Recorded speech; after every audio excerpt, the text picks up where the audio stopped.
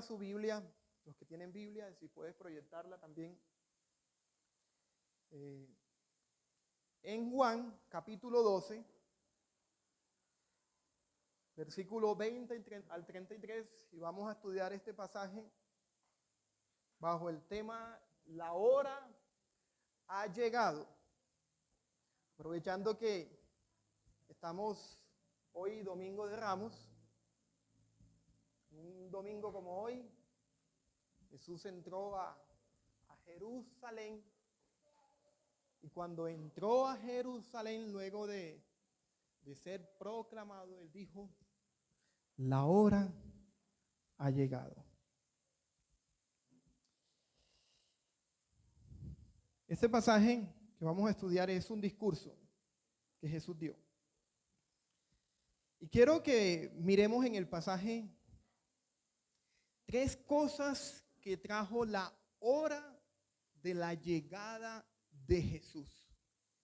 A los que les gusta tomar nota. 3 cosas que trajo la hora de la llegada de Jesús. Y creo que esas 3 cosas son relevantes para todos los que estamos aquí. Para la iglesia y para las visitas o los amigos que hoy nos acompañan. Son 3 verdades que si constantemente nos las estamos recordando, nos la predicamos a nosotros mismos, vencemos la insatisfacción, el descontento de la vida o las ataduras en este caminar que llevamos. Si profundizamos, si meditamos en estas verdades constantemente, somos libres de nuestras ataduras, de nuestra insatisfacción, de nuestro descontento en la vida. Voy a leer el pasaje. Inicia en el versículo 20, pero usted notará que en el versículo 2 al 19 se relata la entrada triunfal. Yo quiero enfocarme en lo que pasó una vez que Jesús entra a Jerusalén. Dice la palabra del Señor: había unos griegos entre los que subían a adorar en la fiesta. Estos fueron a Felipe, que era de Betsaida, de Galilea, y le rogaban: Señor, queremos ver a Jesús. Oiga esto. Felipe fue y se lo dijo a Andrés. Andrés y Felipe fueron y se lo dijeron a Jesús. Jesús le respondió: ha llegado la hora para que el Hijo del Hombre sea glorificado. Luego en el versículo 24 empieza a explicar lo que significa la hora. Empieza a dar cuenta una parábola. En verdad les digo que si el grano de trigo no cae en tierra y muere, se queda solo. Pero si muere, produce mucho fruto. El que ama su vida la pierde, y el que aborrece su vida en este mundo la conservará para vida eterna. Si alguien me sirve, que me siga. Y donde yo estoy, allí también estará mi servidor. Si alguien me sirve, el Padre lo honrará. Luego el versículo 27 describen lo angustiante que es para Jesús su hora. Y dice: ahora mi alma se ha angustiado. ¿Y qué diré? Padre, sálvame de esta hora. Pero para esto he llegado a esta hora. Padre, glorifica tu nombre. Entonces vino una voz del cielo: y lo he glorificado y de nuevo lo glorificaré. Por eso la multitud que estaba allí y oyó la voz decía que había sido un trueno. Otros decían: un ángel le ha hablado. Pero Jesús dijo: esta voz no ha venido por causa mía, sino por causa de ustedes. Oiga esto: ya está aquí el juicio de este mundo. Ahora el príncipe de este mundo será echado fuera. Pero yo, si soy levantado de la tierra, atraeré a todos a mí mismo. Pero él decía esto para indicar la clase de muerte que iba a morir. Padre, en el nombre de Jesús, dígale en esta mañana, habla a mi vida, dígale así. Habla, Señor, a mi necesidad. Toca lo más profundo de mi ser, de mi corazón. Quiero que llegues en esta mañana donde nadie ha llegado y que tú me hagas libre, Señor. En el nombre de Jesús decimos amén y amén. Les pregunto, para introducir un poquito el tema, ¿qué le dirías a un grupo de personas que están cansadas de la cultura en la que se encuentran? No me responda, simplemente medite. ¿Qué le dirías a un grupo de personas que están cansadas de la cultura en la que se encuentran? Tal vez de una vida desordenada, descontrolada, una vida inmoral, o de una sociedad que normaliza la violencia, el asesinato, el crimen, los insultos y la grosería son prácticas cotidianas de la vida social y parece que es normal. Cuando alguien piensa diferente a nosotros, es nuestro enemigo. Se normaliza la violencia en nuestra cultura.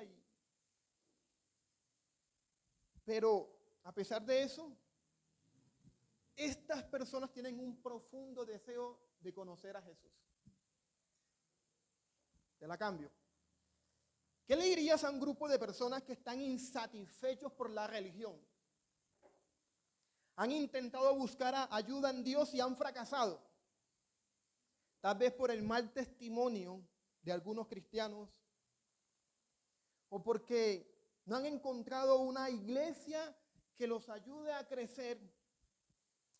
Han tenido malas experiencias con las iglesias, pero tienen un profundo deseo de ver y de conocer a Jesús. Vaya pensando.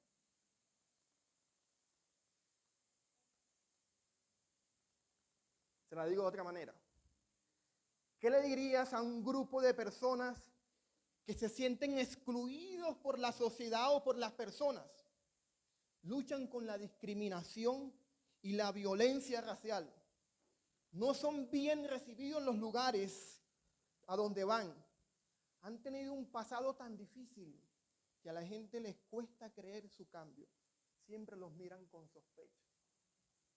Pero tienen un profundo deseo de conocer y de ver a Jesús. Tal vez como muchos en esta mañana. Algo parecido vemos en el texto que acabamos de leer. Porque el texto inicia con un grupo de griegos que suben a Jerusalén para adorar a Dios en la fiesta de la Pascua que se hacía anual. Y le piden y le ruegan a Felipe en el versículo 21. Queremos ver a Jesús. ¿Qué le dijeron? Señor, queremos ver a Jesús. Y qué bonito y admirable cuando hay gente así. Gente cansada del camino, pero sedienta de Dios. Gente que ve en Jesús una salida a lo que lo agobia. Para que me entienda un poquito, los griegos, en términos generales, son muy parecidos a algunos de nosotros. Ellos pertenecían a la población gentil, los temerosos de Dios. Los judíos dividían a las personas en tres: los judíos nativos, los prosélitos y los temerosos de Dios. Los prosélitos eran gentiles que quisieron adoptar la fe de los judíos y se circuncidaron, se unieron, abrazaron todo.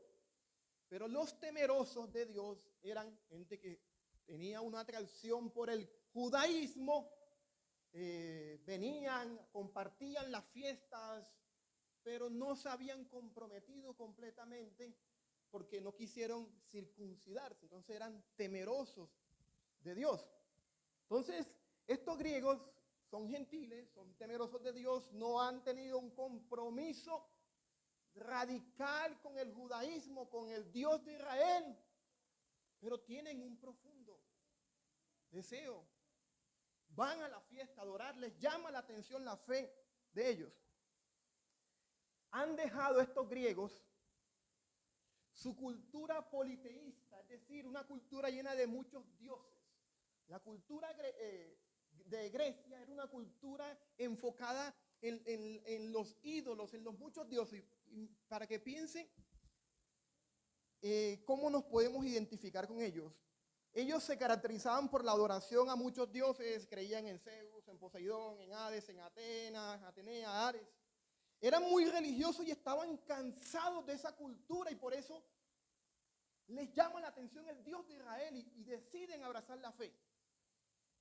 Pero los griegos también se caracterizaban por las prácticas inmorales y sexuales al aire libre y a sus dioses. Dice que muchas veces los griegos tenían relaciones sexuales al aire libre y para ofrecer sacrificios a sus dioses también tenían relaciones sexuales. Algunos dicen que los griegos también se caracterizaban por la violencia y que en algún tiempo sacrificaban humanos como lo hicieron también los cananeos. Es una cultura, o estos griegos son personas que están cansadas, sí, de la sociedad, de la inmoralidad, del descontento, de la religión. Están insatisfechos con lo que les propone la forma como debemos acercarnos a Dios. Y tienen un profundo deseo de conocer a Jesús. Así que en su peregrinación, dice el texto que le ruegan a Felipe que les deje ver a Jesús. Y usted notará que cuando ellos le piden a Jesús, a Felipe, que los deje ver a Jesús, Felipe reacciona con mucha inseguridad. ¿Cómo reacciona Felipe? En el texto se lo dijo Andrés. Y uno se preguntará, ¿por qué Felipe le está diciendo a Andrés, acompáñanos? Vamos a decirle al maestro que aquí hay unos griegos, que aquí hay unos gentiles que quieren verlo. Probablemente porque los gentiles no se les permitía entrar al templo. Solo llegaban hasta el patio. ¿Y por qué Jesús en otras ocasiones había prohibido predicar a los gentiles? ¿Se acuerdan cuando los mandó? De 2 en 2. Dice, no vayan por casa de gentiles. Y porque también Jesús le daba prioridad, digamos, a la casa de Israel. ¿Recuerdan aquella mujer sirofenicia que no era judía? Jesús en su ministerio y le dice, Señor, ten misericordia de mí, mira que mi hija está atormentada. Y Jesús le responde, no está bien tomar el pan de los hijos y echarlo a los perrillos. O sea, tú no eres judía, no está bien que yo tenga tensiones contigo. Había una prioridad de Jesús en su ministerio con los judíos. Y los que recuerdan la historia saben que esta mujer dijo que aún los perrillos comen de las migajas que caen de las mesas. Y Jesús dijo, no, mujer, grande es tu fe. Ve que tu hija ha sido.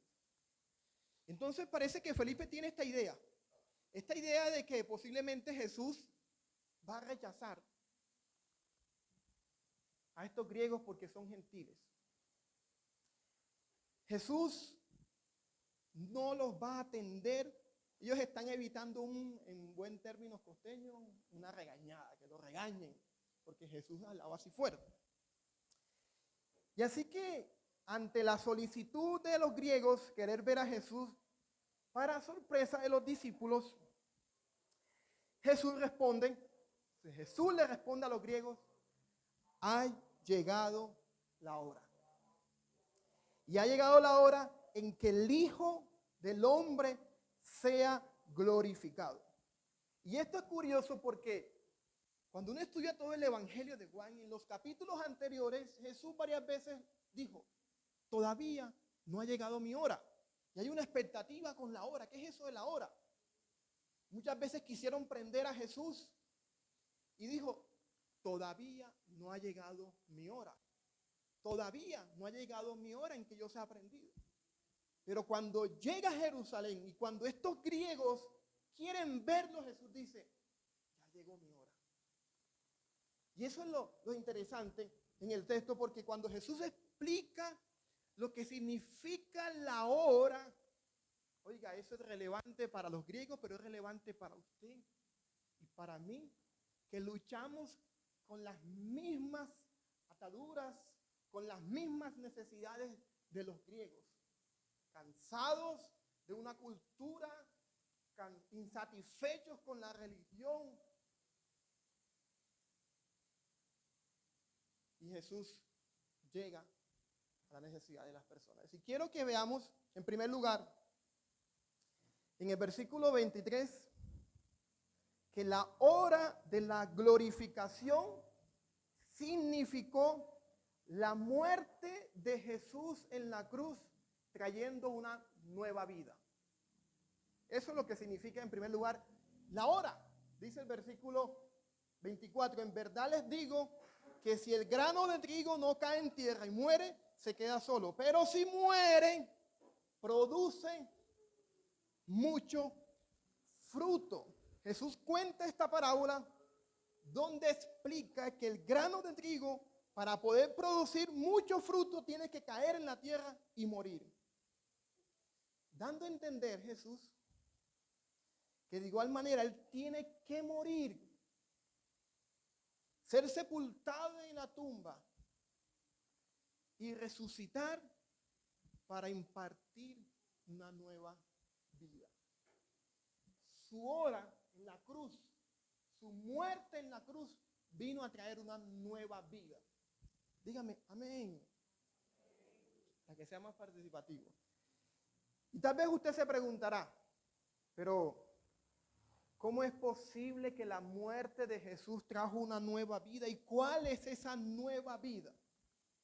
Y usted debería pensar como lo está pensando el evangelista Juan. Usted debería pensar cómo Juan está definiendo lo que es una nueva vida para la iglesia. No pensar cómo define una nueva vida otros pasajes de la Biblia, Pablo. ¿Cómo define Juan qué es la nueva vida que Jesús está trayendo con su muerte en la cruz?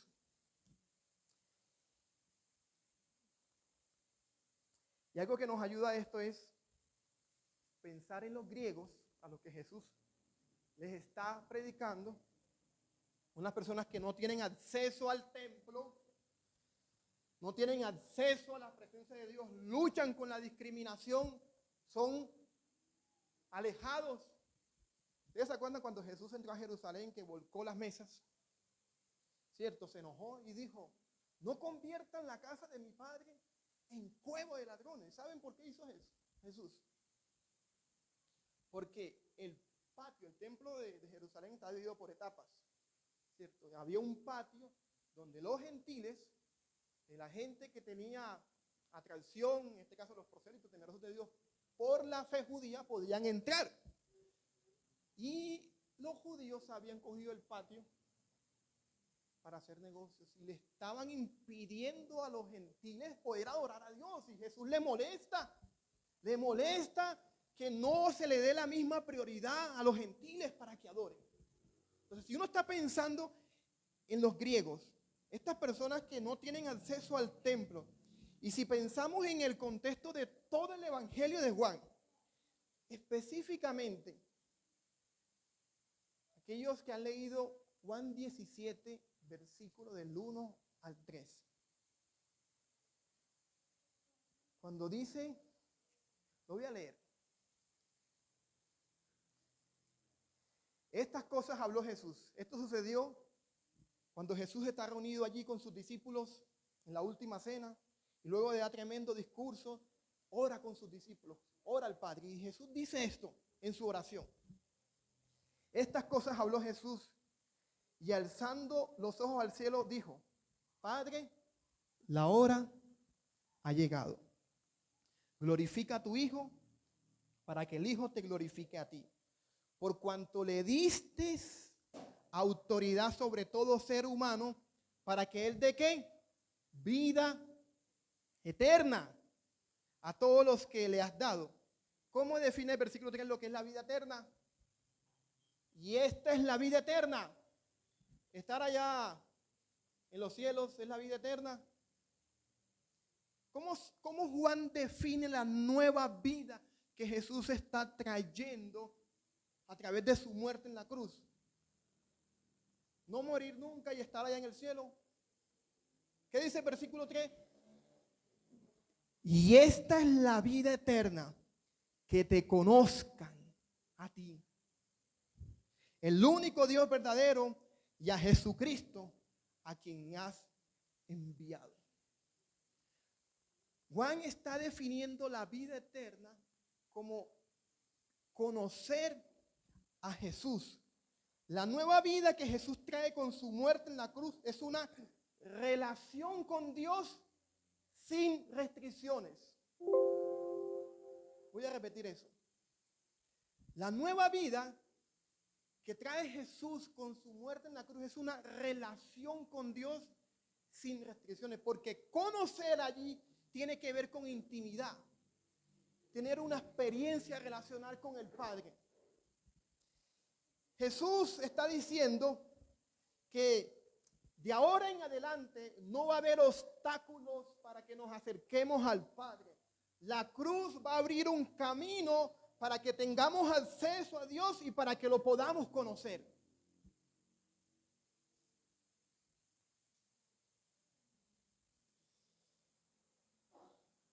Hoy en día estamos tan acostumbrados a esto que no lo valoramos. Y este es como el temor que a uno le da cuando predica de un mensaje que se ha dicho tantas veces, pero que a veces nos cuesta interiorizarlo. La cruz abrió el camino para que tuviéramos acceso a Dios y para que lo conociéramos. Y usted sabe, los que han leído el Evangelio de Juan, que cuando uno tiene una relación con Dios a través de Jesús, eso es el remedio para la insatisfacción. Y es el remedio para la oscuridad en la que estamos.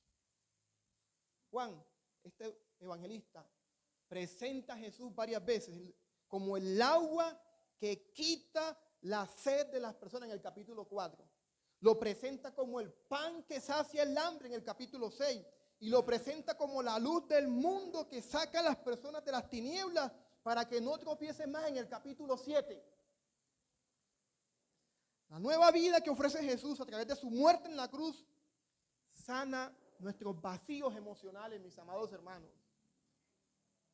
Sana nuestra soledad y nuestra falta de amor.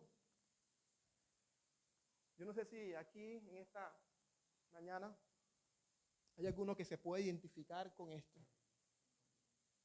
Personas sedientas, personas insatisfechas, personas descontentas de la vida. Cuando yo medito en esto, es inevitable que yo no me acuerde de mi experiencia. Los que han escuchado mi testimonio saben que muchas veces yo me sentí así como los griegos. No sé si a usted le ha pasado, pero yo me sentí así como los griegos. Tal vez como muchos de ustedes. Insatisfecho con la vida. Insatisfecho con mi forma equivocada de acercarme a Dios. Creía que con unas cortas oraciones podía encontrar plenitud. Creía que con unas cortas oraciones el temor y la soledad que me arropaban a la edad de 21 años iban a desaparecer. Yo luché mucho con la soledad, con el temor, con la inseguridad a los 21 años. No quiere decir que era ningún enfermo, sino que estaba atrapado en eso. No sé si ustedes han escuchado esta canción vieja, clásica, de Oscar Medina, los que les gusta escuchar clásico.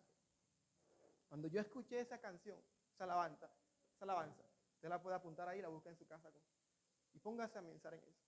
Él dice, Jesús secó mis lágrimas, me dio lo que anhelaba. Quitó la soledad y ahora es quien me acompaña. Hizo brillar su luz y huyó de mí la oscuridad.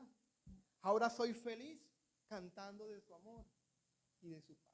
Cuando yo escuché esa canción, yo me sentí identificado. Cuando Jesús entró y vino a reinar y a hacerse Señor de mi vida. Yo no sabía lo que me estaba pasando. Rodeado, estaba estudiando, rodeado de una familia, estaba trabajando también en Cartagena, pero me sentía solo, vacío, inseguro, lleno de temores. Y cuando escucho el evangelio en una escuela que me invitaron dominical, y eso penetraba en mí, y Jesús me decía, yo te amo, yo entregué mi vida por ti.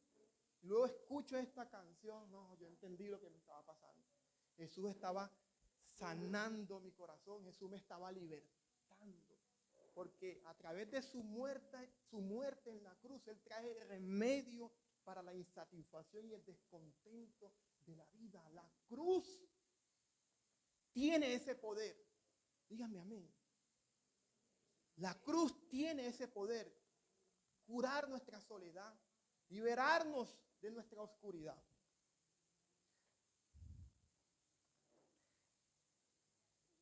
Lo segundo que trajo la muerte de Jesús en la cruz está en el versículo 31. Y voy a volarme unos versículos de manera intencional, por el énfasis que quiero hacer. Y apunte. Lo primero es que la muerte de Jesús en la cruz o la hora de la glorificación trae nueva vida. Pero lo segundo es que la muerte de Jesús en la cruz derrotó a Satanás. En los versículos que siguen, los voy a dejar para la aplicación, se describen qué es lo que nosotros debemos hacer para recibir la nueva vida y para ser libres de nuestras ataduras. Y en el versículo 27 se describe la angustia de Jesús sabiendo que se va a enfrentar. Pero en este texto dice que cuando Jesús ora al Padre y el Padre le responde, yo lo he glorificado, la multitud como que no entiende lo que ha pasado. Y Jesús dice, esto pasó por causa de ustedes. Y dice, o amplía un poco más lo que significa la cruz. Y Él dice, ya está aquí el juicio de este mundo, ahora el príncipe de este mundo será echado fuera. Dice que Él con su muerte en la cruz echaría fuera al príncipe de este mundo. Y el príncipe de este mundo es Satanás. Satanás gobierna esta tierra en el sentido que gobierna a las personas por su pecado. Y uno se preguntará, ¿qué significa esto? Y uno tiene que mirar cómo la Biblia lo define, cómo lo define Juan y cómo se complementa en otras.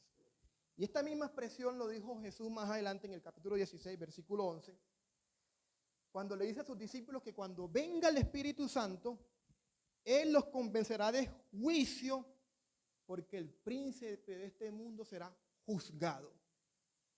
¿Qué significa que sea echado fuera, que Él va a ser juzgado? También esta expresión de que Él va a ser echado fuera, uno lo puede ver en Lucas 10:18, cuando Jesús le dice a los 70, en aquella ocasión Jesús mandó a 70 a predicar y ellos regresaron contentos, gozosos, porque cuando estaban predicando, oraban por los enfermos, ellos dicen, estamos gozosos porque aún los demonios se nos sujetan. Y cuando Jesús escuchó eso, les dijo, yo veía a Satanás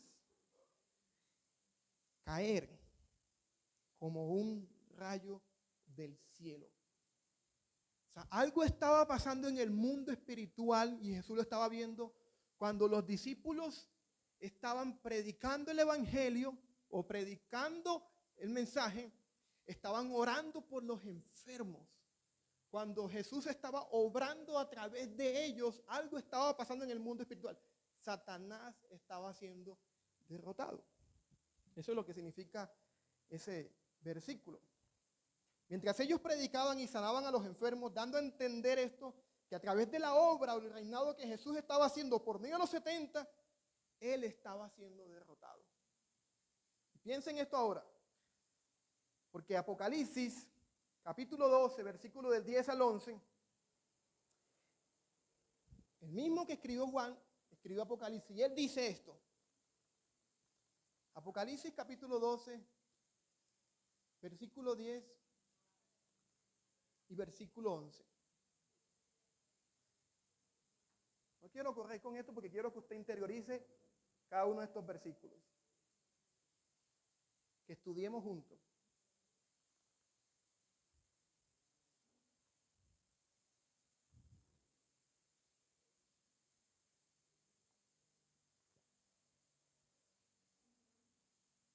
Dice el versículo 10, parece que este capítulo es como un resumen de toda la vida ministerial de Jesús. Capítulo 12, describe su nacimiento y describe su ministerio y describe lo que va a pasar después en un lenguaje metafórico. Y el versículo 10, note esto, lo que les gusta tomar nota. Están describiendo lo que logró la muerte de Jesús en la cruz, desde un ámbito espiritual. Dice, entonces oí una gran voz en el cielo que decía, ahora ha venido la salvación, el poder y el reino de nuestro Dios y la autoridad de su Cristo. Porque, ¿cómo describen a Satanás aquí? Porque el acusador de nuestros hermanos, el que los acusa delante de nuestro Dios día y noche, ha sido arrojado.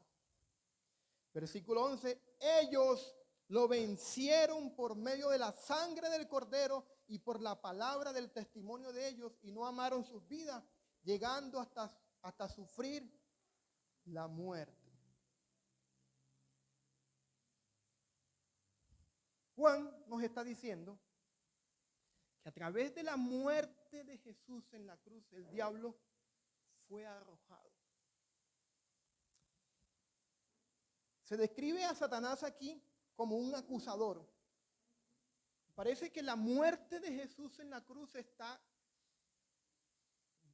derrotando o quitándole ese dominio que él tenía de acusar a los hermanos. Dice, ellos lo han vencido. El diablo es descrito aquí como un acusador. Alguien que nos señala por nuestros pecados, pero que fue vencido por la sangre de Jesús y ya no tiene por qué condenarnos debido a que nuestra deuda fue pagada.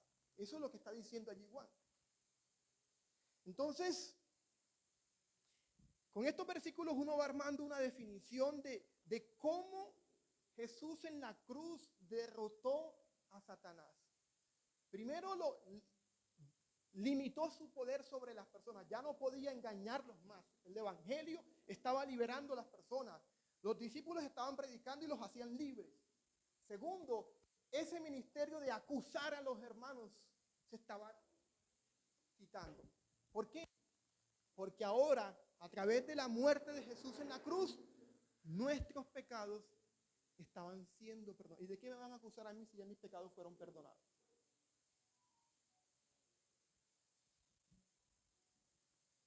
Es más, si queremos un texto que lo explique más claro, Colosenses 2:14. Colosenses 2:14 dice que en la cruz se anuló el acta o el documento que registraba nuestra deuda y que Jesús quitó el poder a los principados y a las potestades, exhibiéndolos y avergonzándolos públicamente, triunfando en la cruz. Había un documento, en este caso era la ley, que nos decía, el que viola los mandamientos de Dios es condenado. Y Jesús, Pablo dice, ¿saben? Ese documento, ese acta que te está señalando, que te está condenando por tus pecados, ahora es anulado por la muerte de Jesús. Él pagó tu deuda.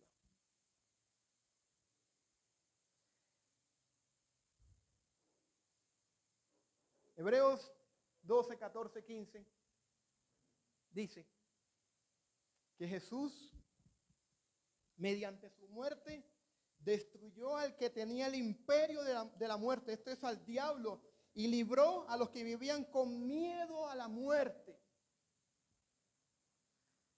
Todos estos versículos nos dicen que cuando Jesús murió en la cruz, la deuda que teníamos fue perdonada y cancelada. Y el poder y autoridad que tenía el diablo para acusarnos delante de Dios fue quitado. Sí, pastor, eso se escucha muy bonito ahí en la Biblia. Pero usted no sabe los tormentos que yo tengo cuando peco.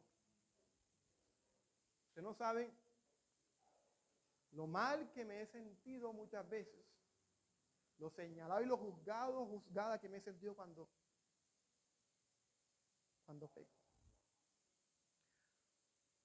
Uno de los profesores del seminario, que fue pastor por un tiempo, contó que durante un ayuno que estaban haciendo varios pastores, en una reunión se manifestó un demonio. Estaban en una reunión de varios cristianos y ahí se manifestó una persona con un espíritu, como con una posesión demoníaca, ¿sabes? Y empezó a señalar los pecados de cada uno de ellos.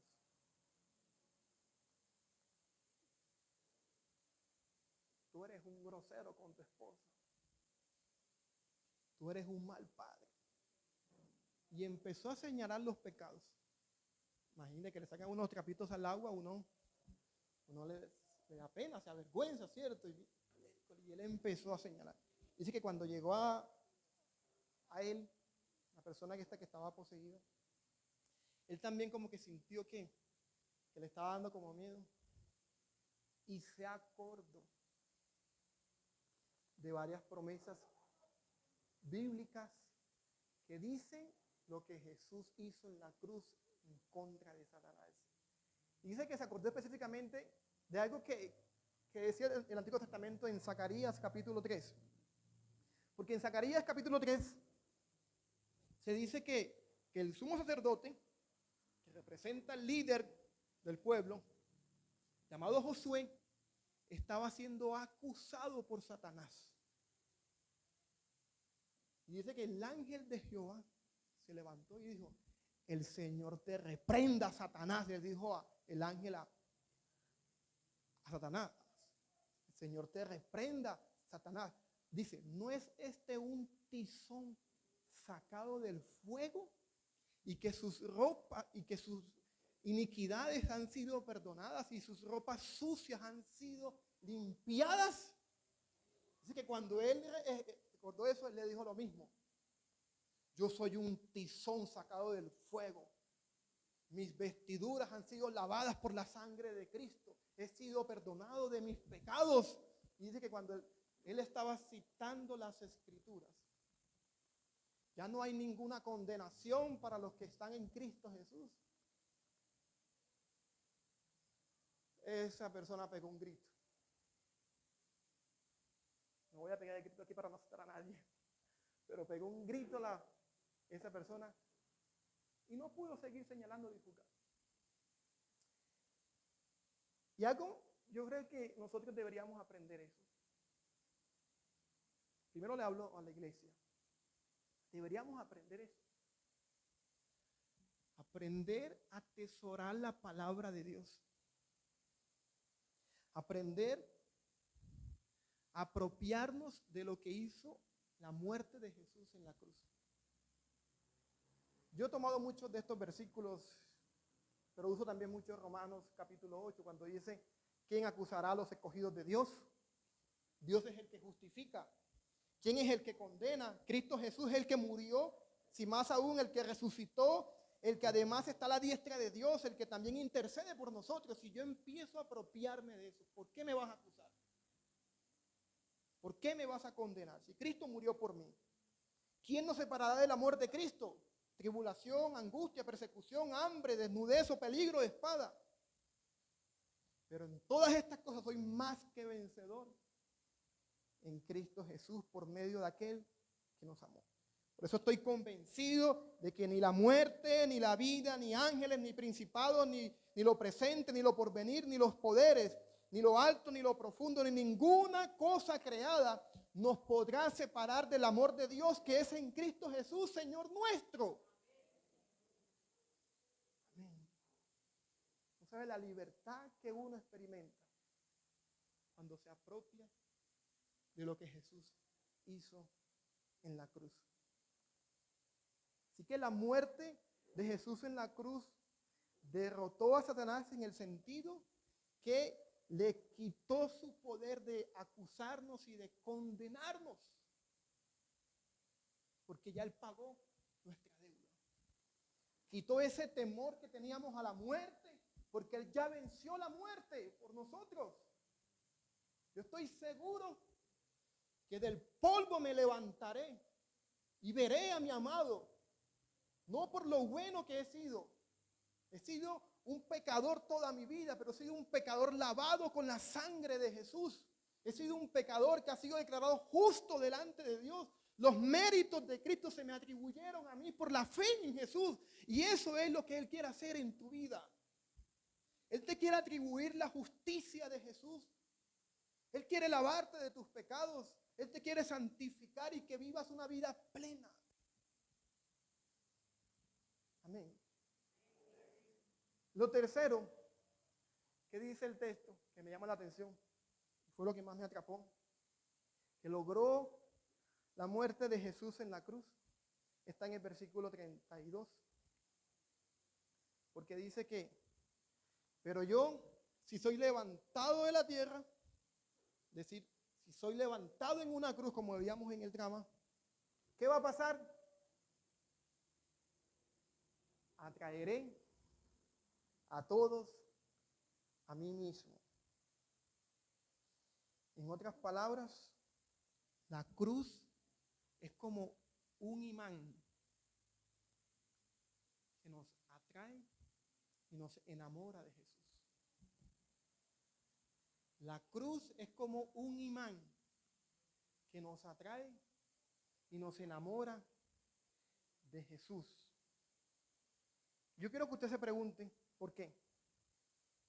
¿Por qué la muerte en la cruz es un evento que nos atrae y nos enamora de Jesús? ¿Cuántos no se conmovieron? Algunos se erizaron, otros se quebraron, vi algunas lágrimas por ahí. El hecho de ver a una persona inocente, al justo, muriendo por los injustos. ¿Cuántos no les produce que el corazón se derrita y se rinda cuando alguien se entrega de manera sacrificial y abnegada?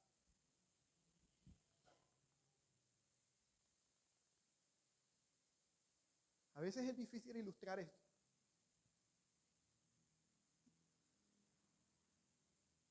Es un amor inefable.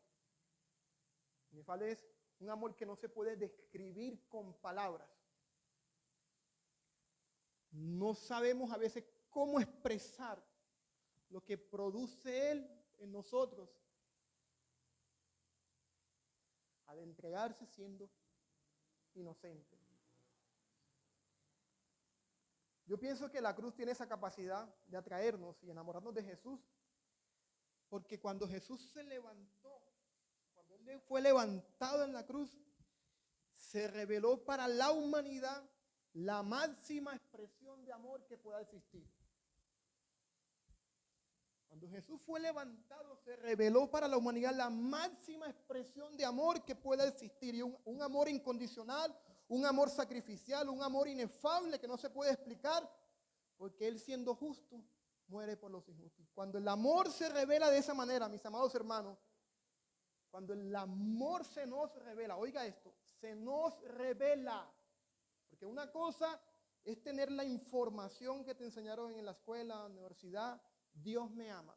Jesús murió por mis pecados. Sí, eso lo sabemos. Pero cuando se te revela ese amor, se quiebra el orgullo humano y produce en las personas rendición y adoración.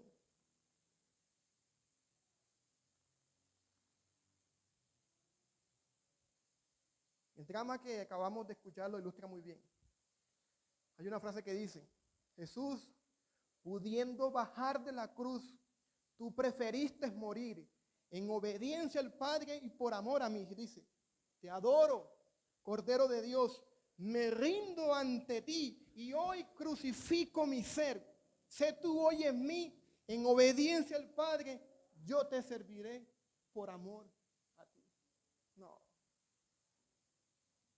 Si usted no se ha quebrado en su vida por esa clase de amor, hoy es el momento para que le diga, Señor, yo quiero que tú reveles ese amor en mi vida.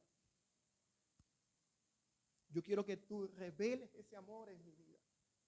Que lo podamos entender, porque cuando lo entendemos, eso nos atrae y produce rendición. Así que todos estos beneficios, concluyo, que trajo la obra de Jesús en la cruz. Una nueva vida que nos permite tener una relación con el Padre, que nos cura de la soledad, de la insatisfacción de la vida. La cruz trajo la derrota de Satanás y el perdón de nuestros pecados. Ya no podemos ser acusados. Y la cruz es un imán que nos atrae y nos enamora de Jesús. Solo es posible, mis amados hermanos y amigos, que nos visitan, si tomamos la misma actitud que tomó Jesús, de morir y renunciar a sus deseos. Solo es posible. Dice Jesús, el que ama su vida, la pierde. Y el que aborrece su vida en este mundo, la conservará para vida eterna. Necesitamos, mis amados hermanos y amigos, negarnos a nosotros mismos, rendir nuestra vida a Jesús todos los días para que experimentemos esa nueva vida. Así como los griegos estaban cansados de la cultura politeísta, estaban cansados de una vida desordenada, insatisfechos de la religión, pero tenían un profundo deseo de ver a Jesús. Así le pido al Señor que produzca eso en nosotros y que respondamos con la misma actitud y rendición que tuvo Jesús. Y esto aplica para la iglesia, para las visitas y amigos. Porque la muerte de Jesús en la cruz no solamente es la puerta, es el camino de toda una vida. Eso fue lo que nos dio acceso al Padre Celestial y eso es lo que nos sostiene diariamente. Su amor es lo que nos renueva todos los días. Así que si has luchado de pronto con una vida poco fructífera, si has luchado con una vida insegura, llena de soledad, de tristeza, aún conociendo a Jesús, necesitas de renovar tu amor y tu devoción por Él. Pero si no has experimentado ese amor, si no has experimentado ese amor de Jesús, hoy puede ser el momento, hoy puede ser el inicio. Simplemente que tome la misma actitud de Jesús. Yo me niego a mí mismo y yo me rindo a ti, Jesús. Quiero que oremos.